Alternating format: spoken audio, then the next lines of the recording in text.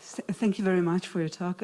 I would like to come back to Russia, take the chance to ask you as a historian of Russia. I mean, you have stressed now a lot of times the important role that Russia played in this process, or Greek merchants in Odessa and so on.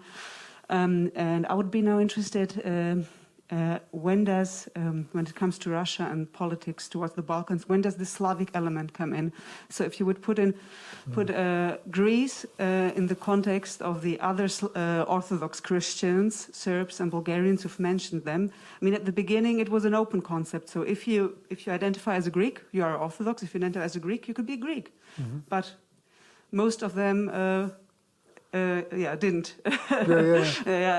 didn't identify as Greeks, and then we have Russia with this pan-Slavic element, fostering Bulgaria and so on. So how do you on with Russia Orthodoxy on the one side, but also a Slavic power? Yeah, no, that's. I mean, you're looking way ahead, and rightly so.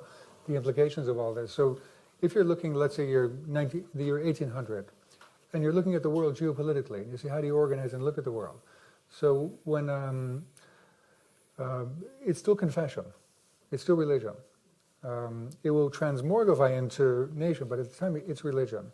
So, for instance, when the Russians said Greki, often what they meant was the Orthodox of the Balkans, right? Which included Bulgarians and Serbians and Romanians and all those groups, right?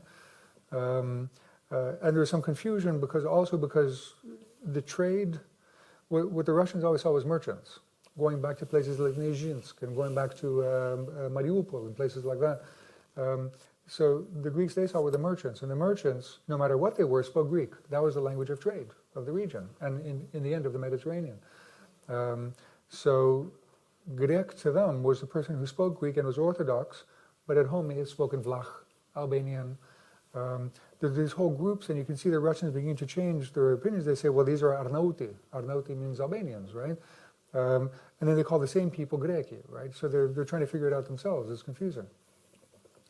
So the solidarities that they're talking about in that period, that up until the 1820s and 1830s, the solidarities they're talking about, which are partly emotional and not decisive, but they're there, are that we as an Orthodox country are the only ones who can protect the Orthodox. There's no other power to protect the Orthodox. And so they applied it as a blanket across the Ottoman Empire. And that included all these other language groups.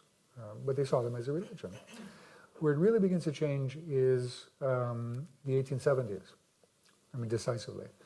Because at that point, the main Orthodox country, the only real independent Orthodox country at that time,